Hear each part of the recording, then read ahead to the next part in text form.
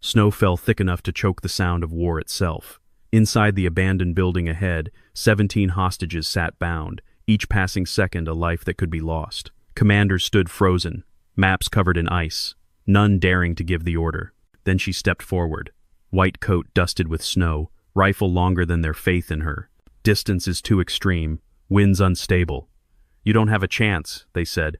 But if she didn't shoot, everyone would die. The town of Bridgewater had disappeared under 3 feet of snow in 48 hours. What remained visible looked like a graveyard of buildings, half buried and silent. The storm had come from nowhere, a freak system that meteorologists were still trying to explain on screens no one was watching anymore. Colonel Marcus Webb stood in the temporary command post, a requisitioned warehouse with generators struggling against the cold. His breath came out in clouds, despite the space heaters rattling in the corners. Around him, 7 other officers studied the same thermal images, the same impossible scenario. 17 confirmed hostages, Major Patricia Reeves said, her voice tight. 12 civilians who were in the municipal building for permit processing. 5 of ours clerks from the logistics office. Webb's jaw tightened. The enemy force had appeared during the storm's peak, moving through the whiteout like they'd trained for exactly this weather. By the time anyone realized what was happening, they'd fortified the old Bridgewater Municipal Center, 3 stories of concrete and reinforced windows, now a fortress. Time frame? Webb asked. They've given us until nightfall. Reeves checked her watch. 4 hours and 22 minutes. After that, they start executing hostages. 1 every 30 minutes. The room absorbed this in silence. Outside, the snow continued its relentless descent. Captain Derek Hollis spread new photos across the table. We've identified the leader, former military, dishonorably discharged 8 years ago, Eric Vance. He's smart, trained, and he knows exactly what he's doing. How many hostiles? Webb asked. 9, confirmed. Possibly 2 more we haven't spotted. Against how many of ours? We have 40 personnel within a mile radius. But sir, Hollis hesitated. The building's a kill box. They've positioned hostages at every window facing our approach routes. Any assault gets civilians killed before we breach the first floor. Webb had commanded operations in 6 different theaters.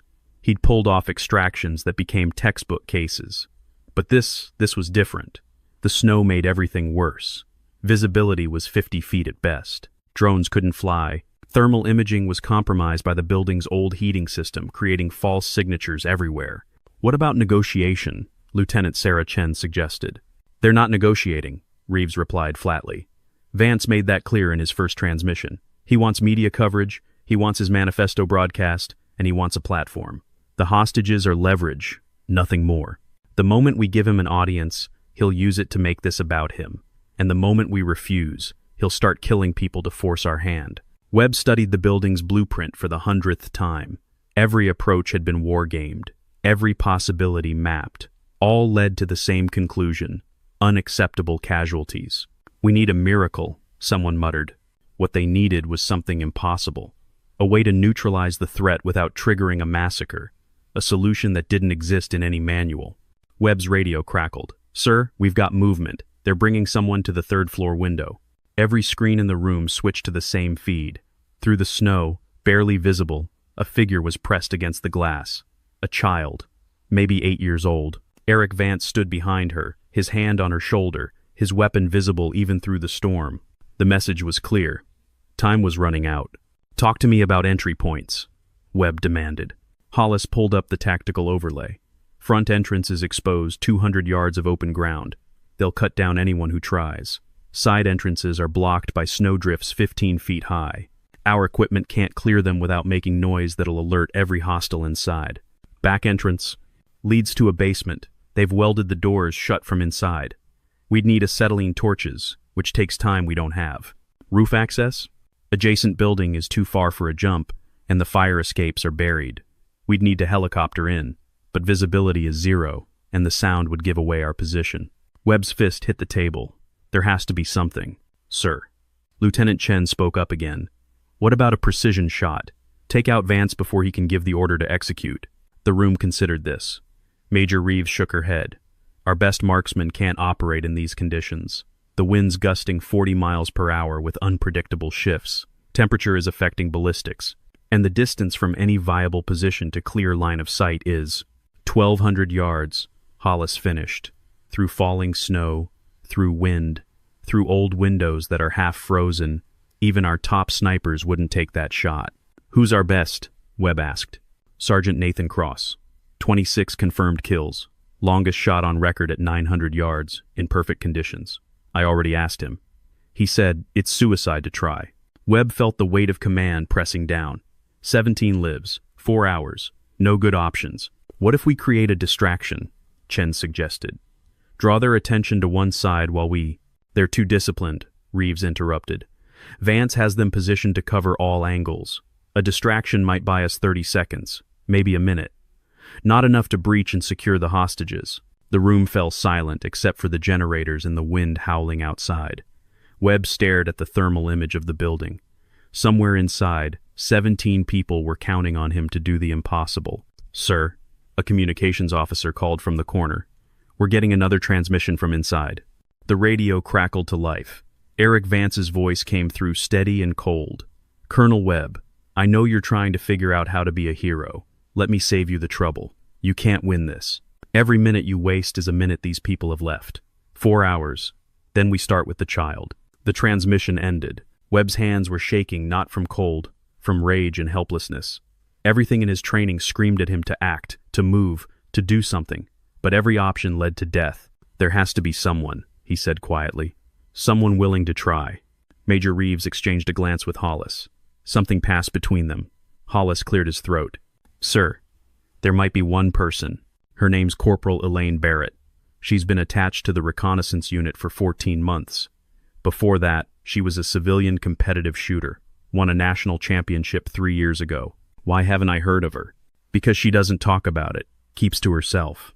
But her qualification scores. Hollis pulled up a file on his tablet. She's hit targets at ranges that shouldn't be possible. The problem is... What problem? She's never taken a hostile shot.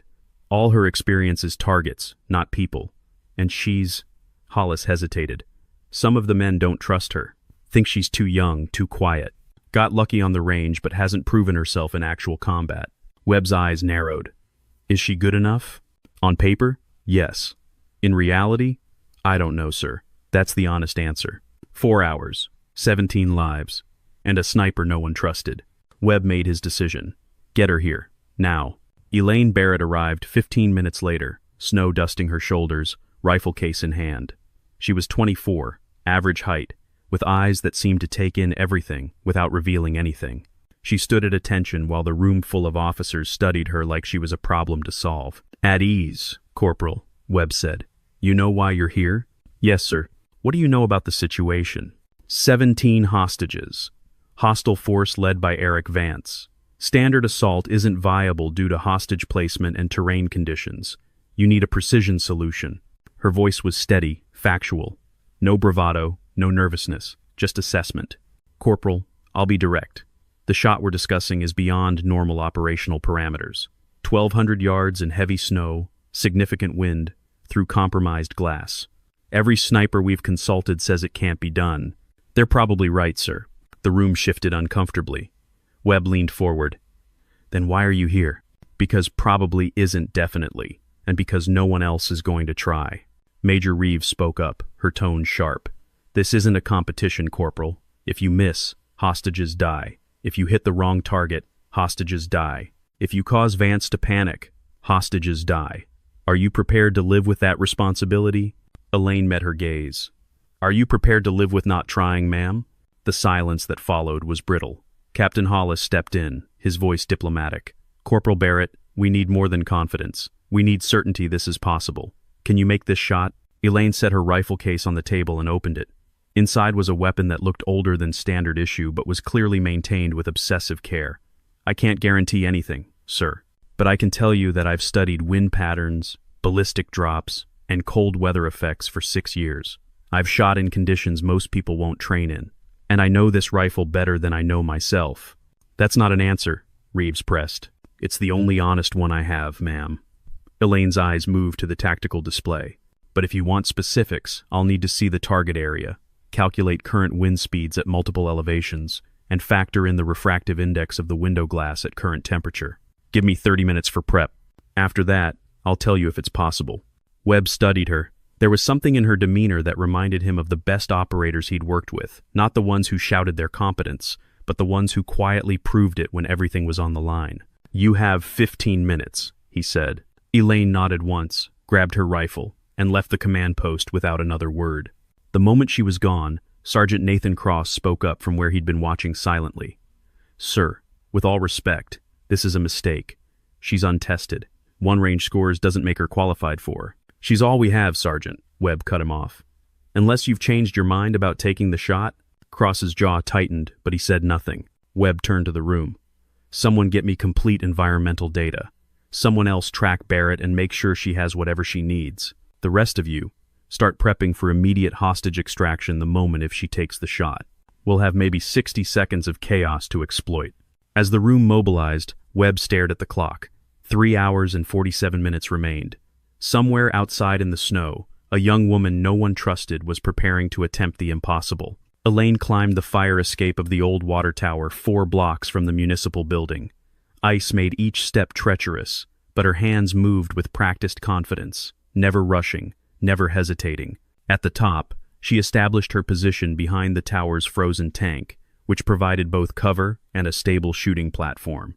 She set up her rifle with mechanical precision, then pulled out a handheld anemometer to measure wind speed, 42 miles per hour, gusting to 58. The wind wasn't just fast, it was turbulent, chaotic, unpredictable. She watched the snow patterns, reading the invisible currents the way some people read text. Her radio crackled. "Barrett, this is command. What's your assessment?" She didn't answer immediately.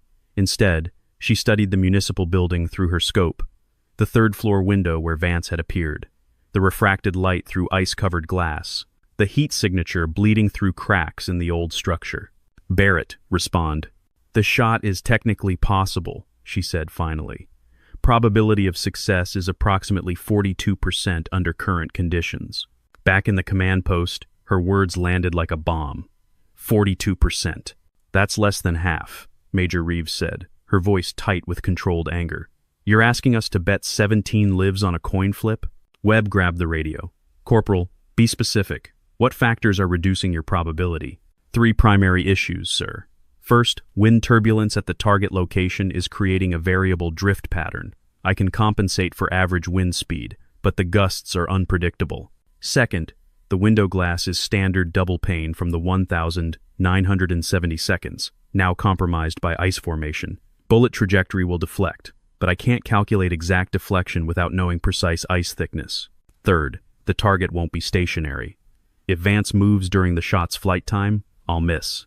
"Flight time?" Hollis asked. "Approximately 1.8 seconds from trigger pull to impact at this distance and elevation." In the command post, Captain Derek Hollis did rapid calculations. "Sir, that's actually better than I expected given the conditions." "Better than terrible is still bad," Sergeant Cross interjected. 42% isn't good enough. We need alternatives." "There are no alternatives," Webb snapped. Then, into the radio. "Barrett, what do you need to improve those odds?" Silence for a moment. Then, "Time, sir. Wind patterns repeat in cycles. If I can observe for another hour, I can predict the optimal window to shoot. We don't have an hour." "Then 42% is what you get." Major Reeves grabbed the radio from Webb. "Corporal, let me be very clear. This isn't about statistics. This is about human lives, children, families, people who are depending on us to save them. If you take this shot and fail, their blood is on your hands. Do you understand that?" Another pause. When Elaine spoke again, her voice was quieter but no less steady. "I understand, ma'am. Do you understand that if I don't take the shot, their blood is on all of our hands?" Reeves's face went pale. Webb took the radio back. "Corporal, we're not questioning your skill. We're questioning whether this is the right call. Give me your honest assessment if this were your family in that building. Would you want someone taking this shot?" The wind howled through the radio connection. Snow continued to fall. Finally, Elaine's voice came through. "Sir, my sister was taken hostage 4 years ago. Bank robbery gone wrong. The sniper they had waited for perfect conditions. By the time he took his shot, she was already dead." The command post went silent. "So yes, sir. If it were my family, I'd want someone willing to try when the odds were bad. Because bad odds are better than certain death." Webb closed his eyes. Command meant making impossible choices. It meant living with the weight of those choices forever. He opened his eyes and looked around the room. Reeves looked troubled. Hollis nodded slightly. Cross shook his head. The clock showed 3 hours and 19 minutes remaining. "Barrett," Webb said into the radio, "you're authorized to take the shot, but only if you're confident you can make it. I won't order you to try something you think will fail. This is your call." "Understood, sir." "And Barrett, I need you to be more than skilled. I need you to be lucky." "Luck is just preparation meeting opportunity, sir. I'll handle the preparation. You handle getting your team ready to move the moment I fire." Webb set down the radio and began issuing orders.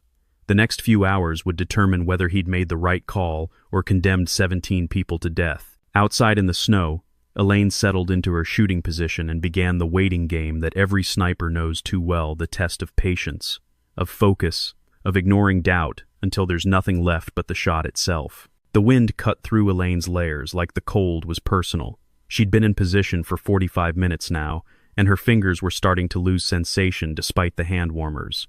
This was the part civilians never understood about long-range shooting. It wasn't just about pulling a trigger. It was about becoming part of the environment, reading it, predicting it, surviving it. She adjusted her position slightly, checking her sight picture for the 100th time. The municipal building sat there like a tomb, occasional movement visible through thermal distortion, but nothing clear enough to give her the shot she needed. Her radio crackled softly. "Barrett, this is Hollis. How are you holding up?" "Fine, sir. Temperature's dropping. We're reading -12 at your position." "I know. If you need to rotate back for warming, we can." "I'm fine, sir." She wasn't fine. She was freezing, cramping, and fighting against the whisper of doubt that had started in the back of her mind the moment Major Reeves mentioned blood on her hands. But fine was what you said when there was a job to do. Through her scope, she watched the third-floor window. Vance had appeared twice more, each time with a different hostage, each time making his point clear. He was in control, and time was running out. Elaine's mind drifted, unwelcome, to the memory Reeves had dragged up. Her sister Katie, the bank, the botched robbery where nothing went according to anyone's plan. She'd been 18, just finished her first year of college, when she got the call. Katie worked as a teller. Wrong place, wrong time. The standoff lasted 6 hours. Police surrounded the building. News helicopters circled. Everyone waited for the negotiators to work their magic. But the robbers got desperate. They killed a hostage to show they were serious. Then another. By the time tactical teams finally breached, Katie was gone, shot in the first 30 seconds of chaos. Elaine had quit college the next week, enlisted the following month, spent every free moment since learning to shoot, learning to read wind and distance, and all the factors that turned killing into precision. Because if there was ever another Katie, ever another person who needed someone willing to take the impossible shot, she would be ready. The memory faded as movement caught her attention. Third-floor window, Vance again. This time he was arguing with someone, one of his own people. The body language was tense. Something was wrong inside that building, which meant something was about to change. "Command, this is Barrett. Target is showing increased agitation. Possible internal conflict among hostiles." "Copy that," Webb's voice responded. "We're seeing it too. Stand by." She watched Vance pace. His weapon was slung, hands moving as he shouted at whoever was off screen.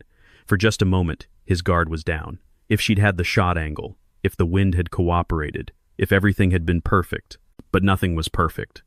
She settled back into position and continued to wait. Time slipped by in the strange way it does for snipers, simultaneously endless and too fast. She counted her breaths, monitored her heart rate, made micro-adjustments to account for the imperceptible shift of metal contracting in the cold. "Barrett." It was Sergeant Cross this time. "I want you to know, if you can't make this shot, no one will blame you. There's no shame in recognizing limitations." She almost laughed. No shame in recognizing limitations. As if limitations weren't exactly what she'd spent 6 years learning to overcome. "Thank you, Sergeant," she said neutrally. "I'm serious, Corporal. I've been doing this for 12 years. I know what that shot requires. If you're having any doubts..." "Sergeant Cross." Her voice was colder than the air. "Are you trying to help me or convince yourself it's okay that you wouldn't try?" Silence on the radio. Then Cross's voice, tight. "Watch your tone, Corporal." "Then watch yours, Sergeant. I don't need a pep talk or permission to doubt myself. I need silence, so I can work." "Both of you, shut it down," Webb cut in. "Barrett, you focus on your job. Cross, you focus on the breach team. Everyone else, maintain radio discipline. We're 90 minutes from deadline. Elaine exhaled slowly, watching her breath dissipate in the frozen air. 90 minutes. Not enough time to wait for perfect conditions. Barely enough time to identify any conditions at all. She began her final calculations. Wind speed averaged 47 miles per hour now. The gusts more predictable in their unpredictability. She'd identified a pattern every 3 to 4 minutes. There was a lull where the wind dropped to 35 miles per hour for roughly 12 seconds. During those windows, the snowfall lightened just enough to improve visibility by maybe 10%. 10% wasn't much, but it might be the difference between 42% success and 50%. Barely better than a coin flip. But when the alternative was certain death, a coin flip started to look pretty good. She keyed her radio. Command, I've identified optimal firing windows. Occurs every 3 to 4 minutes, lasting approximately 12 seconds. Next window in, 70 seconds. Can you make the shot in that time frame? Webb asked. If the target presents, yes, sir. What do you need from us? Have the breach team staged and ready. The moment my round impacts, regardless of whether I hit or miss, you'll have approximately 45 seconds of maximum confusion before hostiles reorganize. That's your window to move. Understood. Breach team, you heard the corporal. Get in position. Elaine settled deeper into her shooting stance, slowed her breathing, felt her heartbeat steady into that familiar rhythm every precision shooter learns to find the space between beats where the body is momentarily still, where the rifle is an extension of self rather than a separate tool. The wind began to drop. The snow thinned. She watched the window where Vance had last appeared. Window opening in 10 seconds, she whispered. Come on, she thought. Show yourself. 5 seconds. The third-floor window remained empty. 3 seconds. Nothing. The window of opportunity passed. The wind picked up again. Snow intensified. Next window in 3 minutes, she reported, trying to keep frustration out of her voice. This was the cruelty of it, having the skill, having the preparation, having everything aligned except the one thing she couldn't control, the target's willingness to step into view. 3 minutes, then 3 more after that. Each cycle another chance. Each cycle another few minutes closer to the deadline where Eric Vance would make good on his threat. Elaine pressed her cheek against the rifle stock and prepared to wait. The clock in the command post showed 23 minutes until deadline, 23 minutes until Eric Vance started executing hostages. The room had gone silent except for the constant weather updates and status reports that meant everything and nothing at the same time. Webb stood with his arms crossed, staring at the thermal display. He'd commanded men and women in situations where death was certain, where the mission required sacrifice. This felt different. This felt like he was slowly watching a disaster unfold, and had handed the power to stop it to someone he barely knew. Sir, Lieutenant Chen said quietly, breach team is in position. Building schematics are loaded. Medics are standing by. Everything is ready. Everything except the shot, Reeves muttered. Webb shot her a look. Major, if you can't maintain professional composure... Professional composure? Reeves's voice cracked slightly. Sir, we're betting everything on a corporal who's never fired at a human being, who, by her own admission, has less than 50% chance of success. We have 17 people in that building, including children, and we've put their lives in the hands of someone willing to try when no one else would. Webb finished coldly. Major, I understand your concerns. They're the same concerns keeping me awake right now, but second-guessing the call doesn't help anyone. We're committed. On the radio, Elaine's voice came through. Command, I have movement. 3rd floor. Vance is approaching the window. Every screen in the room focused on the thermal image. Yes, there. A heat signature separating from the cluster of hostages, moving toward the window.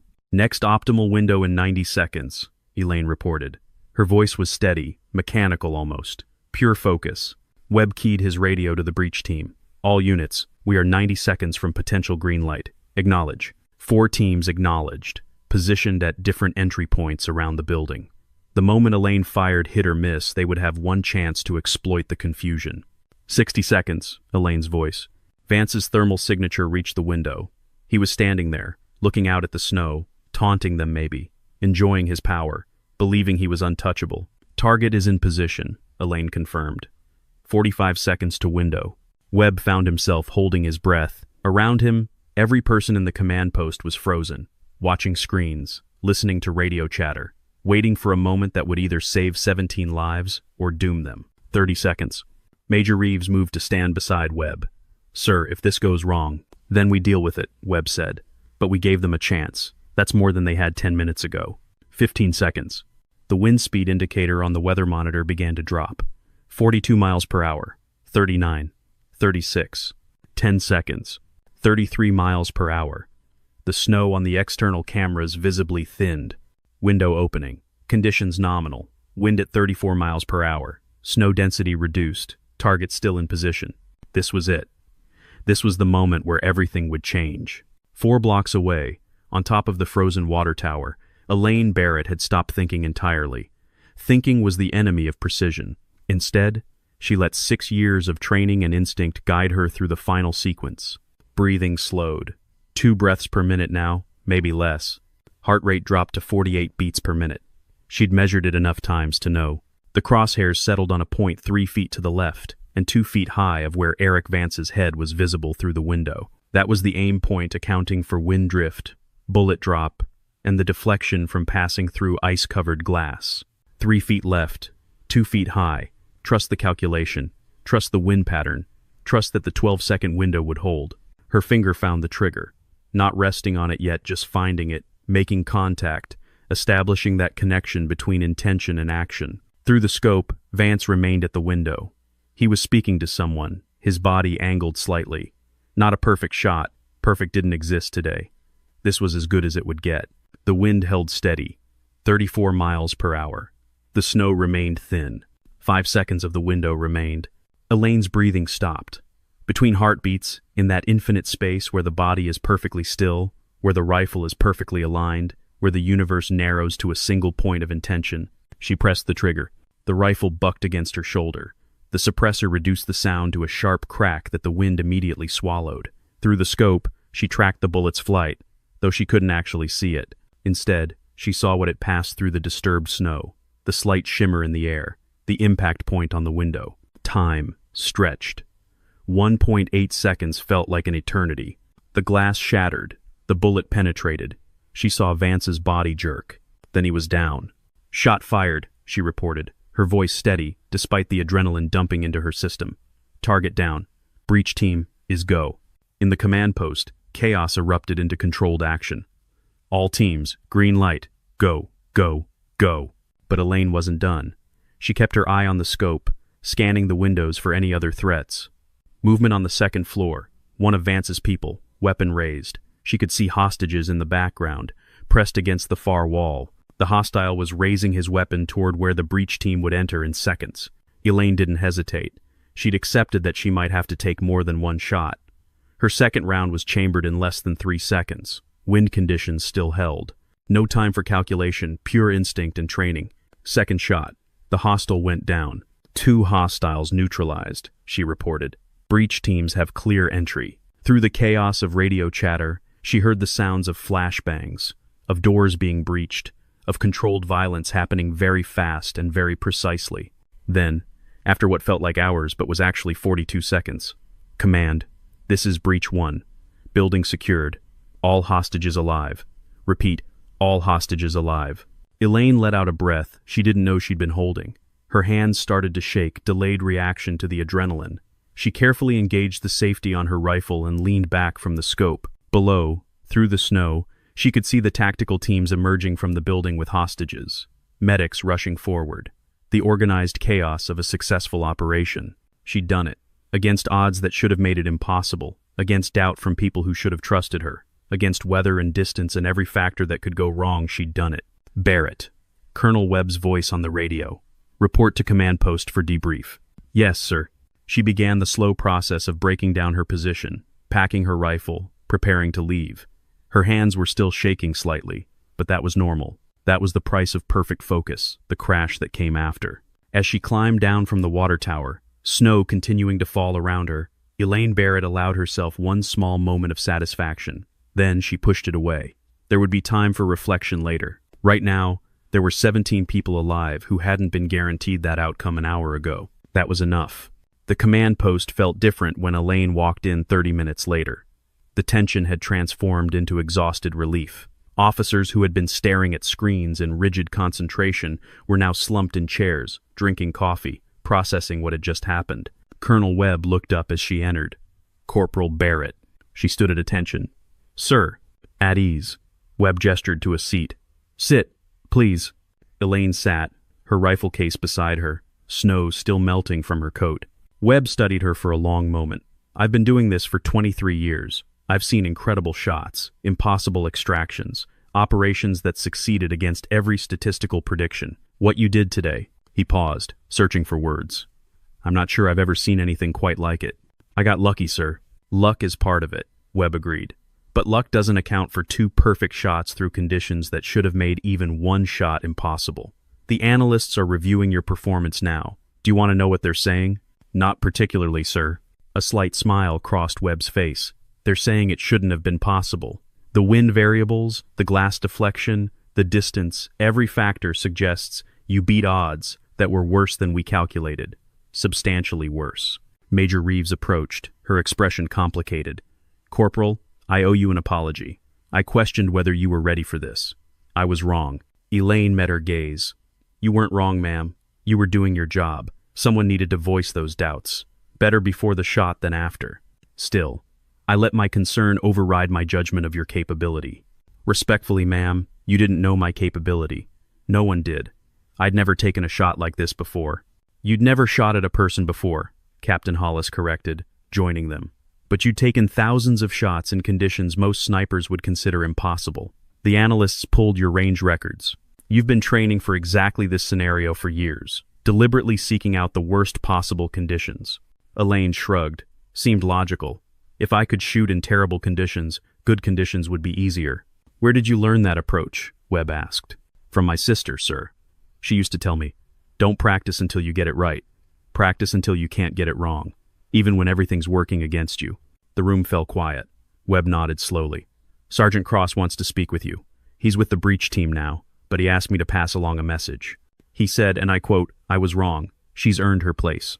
Elaine showed no reaction. Noted, sir. Lieutenant Chen approached with a tablet. Corporal, we've done the ballistic analysis. Your first shot traveled 1,247 yards through a crosswind, averaging 39 miles per hour, through deteriorating glass, and impacted within 2 inches of a kill zone that was moving during the bullet's flight time. Your second shot was 892 yards, faster setup, still perfect placement. The second shot was easier, Elaine said. Better angle, no glass interference. Easier is relative, Chen replied. Most snipers wouldn't attempt what you did with your first shot. You then immediately followed it with another shot that saved the breach team from potential casualties. Both shots were, well, they're going to be studied for a long time. Webb stood. Corporal Barrett, pending full review, I'm recommending you for commendation. What you did today saved 17 lives. You should be proud. Permission to speak freely, sir? Granted. I'm not proud, sir. I'm relieved. Proud suggests I was confident in the outcome. I wasn't. Every second I spent waiting for that shot, I was thinking about what would happen if I missed. About the children in that building. About my sister. About all the ways this could go wrong. She paused. I'm glad it worked. But I'm not proud. Pride seems like the wrong emotion for killing two people, even people who needed to be killed. The command post absorbed this truth in silence. Webb nodded slowly. That's a very mature perspective, Corporal. If that's all, sir, I'd like to clean my rifle and file my after-action report. Dismissed. Elaine stood, gathered her equipment, and walked toward the exit. She was almost to the door when Reeves called out, Corporal, one more thing. She turned back. How did you know? About the optimal firing windows, the wind patterns, all of it. How did you know with such precision? Elaine considered the question. I didn't know, ma'am. I made educated guesses based on observation and experience. Then I bet 17 lives on those guesses being correct. I'd prefer not to have to do that again. Understood. But if you did have to do it again, then I'd hope someone else was available who was better than me at guessing. She left before anyone could respond. 3 days later, the storm finally broke. Sun appeared over Bridgewater for the first time in a week, turning the snow into a blinding white landscape that hurt to look at. The hostages had been evacuated, treated, and returned to their families. The tactical teams had rotated back to base. Life was slowly returning to normal. Elaine sat in the armory, breaking down her rifle for the 5th time since the operation. It was already clean. Had been clean after the second breakdown. But the repetitive motion helped her think, helped her process. The door opened. Sergeant Nathan Cross entered, spotted her, hesitated, then approached. Corporal. Sergeant. Cross pulled up a chair, sitting heavily. He looked tired. I wanted to talk, off the record. Drop the formality for a minute. Please. Elaine set down the rifle component she'd been cleaning and looked at him directly. Cross exhaled. I've been a sniper for 12 years. I've trained dozens of people, taken shots in 6 different theaters, and I wouldn't have attempted what you did. Do you understand what I'm saying? That you were smart enough to recognize an impossible situation, Sergeant. That's one way to look at it. Cross leaned forward. The other way is that I let statistical probability override my duty. I calculated the odds, decided they weren't good enough, and walked away. You calculated the same odds and walked toward them anyway. Someone had to. That's not an answer. That's a deflection. Cross's voice was intense but not angry.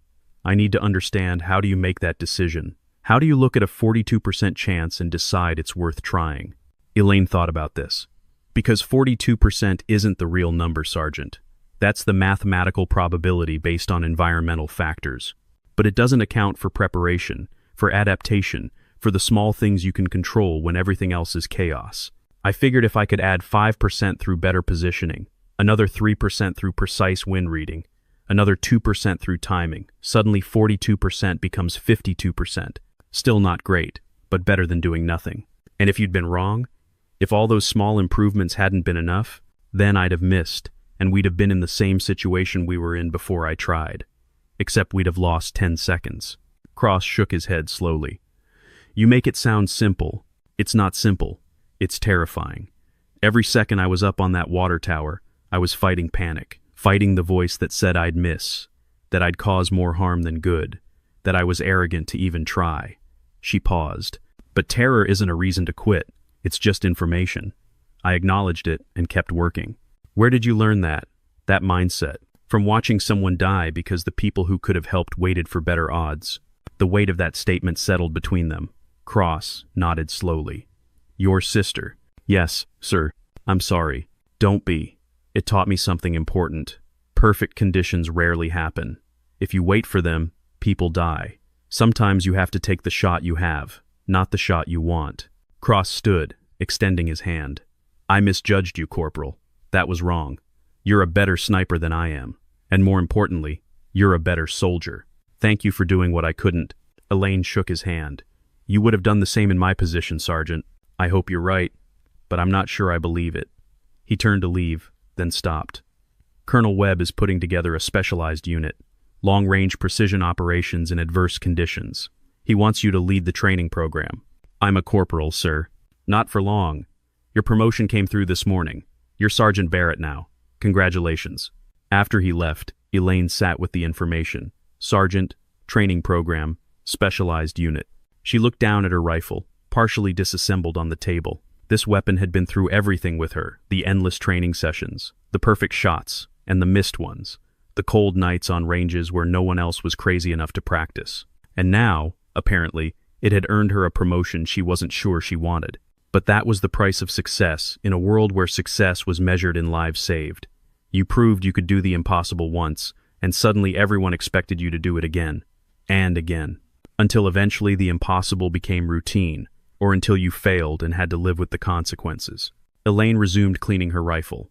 Outside, the sun continued to shine on snow that would eventually melt. Inside, she prepared for whatever came next, knowing that the hardest shots were never the ones you'd already taken. They were the ones still waiting. 6 weeks after the Bridgewater operation, Elaine found herself in front of 40 soldiers, specialists, snipers, and tactical officers who had been selected for cross-environmental precision operations training. The name was bureaucratic and unwieldy. Everyone just called it Storm Protocol. She stood at the front of the briefing room, uncomfortable with the attention. Colonel Webb had introduced her with a efficiency that made her record sound more impressive than it felt. Sergeant Barrett is here because she accomplished something none of us thought possible.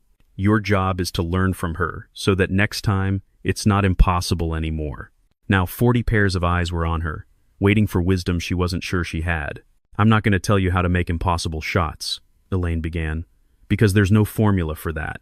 What I will teach you is how to make impossible situations slightly less impossible, how to read conditions everyone else says are unreadable, how to find the 2-second window in an hour of chaos, and most importantly, how to decide when trying is worth the risk. One soldier raised his hand, a specialist named Kevin Hughes, early 30s, cocky expression. "Sergeant, with respect, we've all heard about Bridgewater. We've all seen the analysis. What you did was incredible. But it was also lucky." "How do you teach luck?" "You don't," Elaine replied flatly. "Luck isn't teachable, but recognizing when luck might happen is. Every environment has patterns. Wind doesn't blow randomly, it follows terrain, temperature, pressure systems. Snow doesn't fall uniformly, it thins and thickens based on updrafts and downdrafts. If you learn to read those patterns, you can identify moments where probability shifts in your favor. Those moments last seconds. Missing them means waiting for the next one. That's not luck, that's observation." Another hand. A corporal named Sarah Mitchell, younger, more earnest. "How do you handle the pressure, knowing that if you miss, people die?" Elaine paused. This was the question she'd been dreading because the honest answer wasn't reassuring. You don't handle it, you carry it. The pressure doesn't go away because you've accepted responsibility. It sits on your chest every second you're in position. The trick isn't managing the pressure, it's not letting the pressure manage you. You acknowledge it, then you focus on the one thing you can control. The next breath, the next calculation, the next micro-adjustment. You break the impossible task into tiny possible tasks. And you do them one at a time until suddenly the impossible thing is done. What if you freeze? Hughes again. What if the pressure is too much? Then you tell someone. Immediately.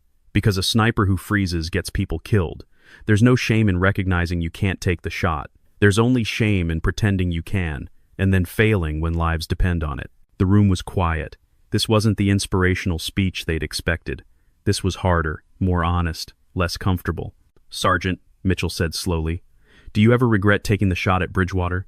Elaine met her eyes. "Every day. Not because I missed, because I didn't miss. I killed 2 people. Legally, justifiably, necessarily. But they're still dead by my hand. That's not something to celebrate.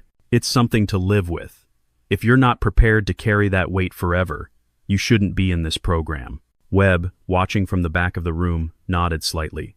This was exactly why he'd wanted her leading the training. Not because she was fearless, but because she understood fear and carried on anyway. The training itself was brutal. Elaine pushed the soldiers through scenarios that seemed designed to guarantee failure. Shooting at 1,400 yards and 40-mile-per-hour winds, making calculations while physically exhausted, taking shots through compromised materials, working in temperatures cold enough to affect equipment function. "Why are we training in conditions worse than we'd ever encounter?" Hughes demanded after a particularly frustrating session where he'd missed 12 shots in a row. "Because when you encounter conditions you think are impossible, I want you to remember that you've already succeeded in worse," Elaine replied. "Confidence isn't built in perfect circumstances. It's built in terrible ones." She worked them for 8 weeks. 40 soldiers became 32 as some dropped out or were reassigned. The ones who remained were harder, sharper, more capable of making decisions when everything suggested there was no good decision to make. On the final day of training, Elaine set up a scenario: hostage situation, compromised building, limited time, terrible weather conditions that the training center's environmental control systems simulated with impressive accuracy. "You have 1 shot," she told the remaining soldiers. "Choose your shooter. Make your call. Live with the result." They huddled, argued, analyzed. Finally, Mitchell stepped forward.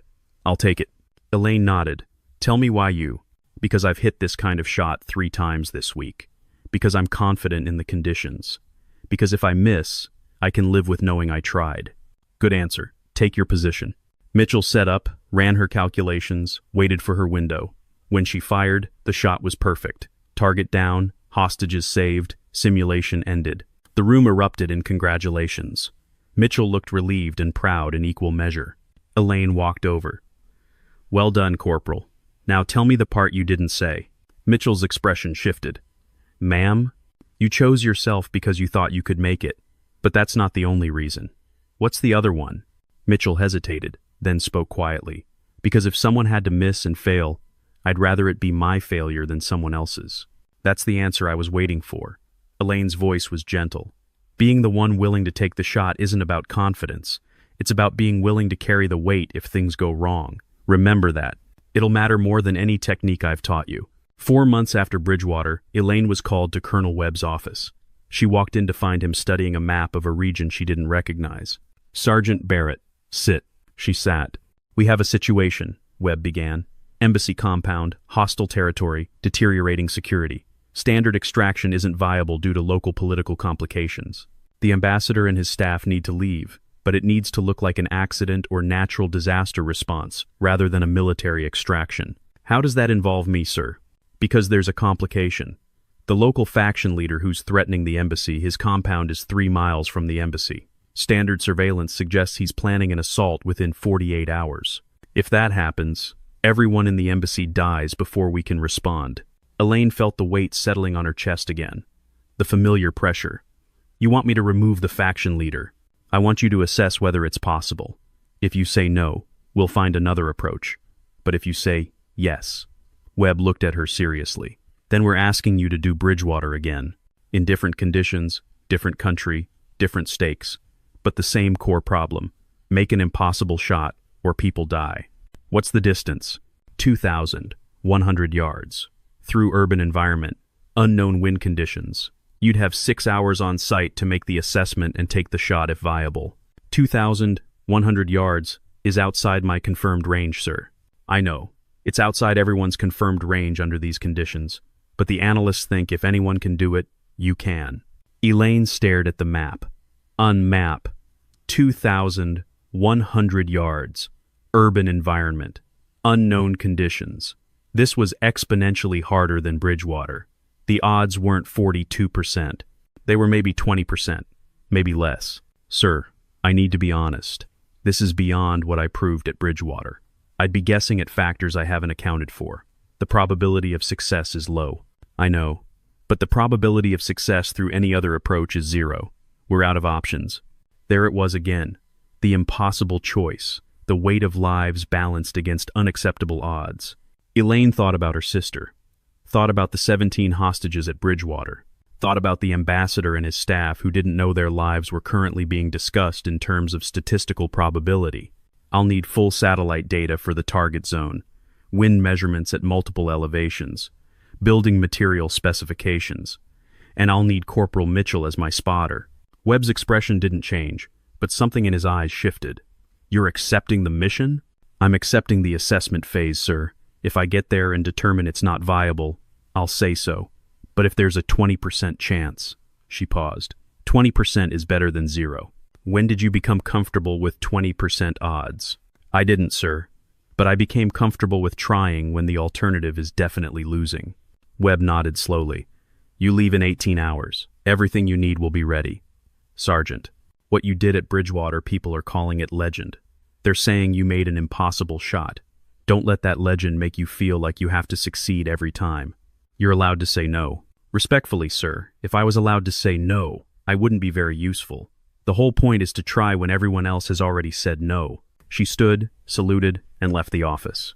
That night, Elaine sat in her quarters, cleaning her rifle again.